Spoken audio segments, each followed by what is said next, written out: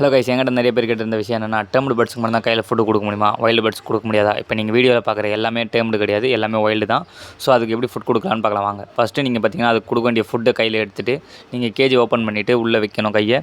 So அடுத்து பார்த்தீங்கன்னா, முக்கியமான விஷயம், அதை நீங்கள் எந்த ஒரு பயமுறுத்தக்கூடாது. பயமுறுத்தாமல் அமைதியாக இருந்தீங்கனாலே பாருங்கள் எப்படி வந்து எடுக்கிறான். இவன் இப்போ தான் ஃபஸ்ட் டைம் எடுக்கிறான், இதுக்கு முன்னாடி இவன் எடுத்தது கிடையாது. ஸோ ஃபஸ்ட் டைம் எடுக்கும்போதே உங்களுக்கு வீடியோ போட்டிருக்கேன். ஸோ அடுத்தா பார்த்தீங்கன்னா, இப்போ கொஞ்சம் கொஞ்சமாக ஒவ்வொருத்தராக வந்து நம்ம நம்பணும் ஃபஸ்ட்டு. ஸோ நம்ம இவங்களால் எதுவும் ஆகாது நமக்கு அப்படின்னு அவங்க ஃபஸ்ட்டு நம்மளை நம்பணும். அது வரைக்கும் நீங்கள் எந்த ஒரு டிஸ்டர்பன்ஸுமே பண்ணக்கூடாது. அமைதியாக இருந்தாலே போதும். அவங்க உங்களை நம்பி பாருங்கள், இப்போ எப்படி மேலே ஏறி உட்காந்துருக்காங்க. ஃபஸ்ட்டு எடுத்தோன்னே இவங்க எல்லாருமே பயந்தாங்க. நான் எதுவும் பண்ணாமல் அமைதியாக இருந்ததுனால தான் இப்போ வந்து கையில் ஏறி உட்காந்து சாப்பிட்டுட்டு இருக்காங்க. ஸோ இதேமாதிரி நீங்கள் டெய்லி பண்ணிட்டு இருந்தீங்கன்னா அவங்க பழகிடுவாங்க. ஸோ இவங்களால் எதுவும் ஆகாதுன்னு ரொம்ப நம்புவாங்க. ஸோ பேர்ட்ஸுக்கு நம்ம மேலே ஒரு நம்பிக்கை இருக்கணும். ஸோ அதுதான் முக்கியம். ஸோ நீங்கள் வந்து சாப்பிடும்போது ஏதோ பிடிக்கிறது அந்த மாதிரி பண்ணிங்கன்னா, ரெண்டாவது உங்கள் கைக்கிட்டேயே வரமாட்டாங்க, பயப்படுவாங்க. ஸோ அந்த மாதிரிலாம் எதுவும் பண்ணக்கூடாது. நீங்கள் அமைதியாக வச்சுட்டு இருந்தாலே அவங்க ஃபுட்டு சாப்பிட்டு அவங்க திரும்ப போயிடுவாங்க.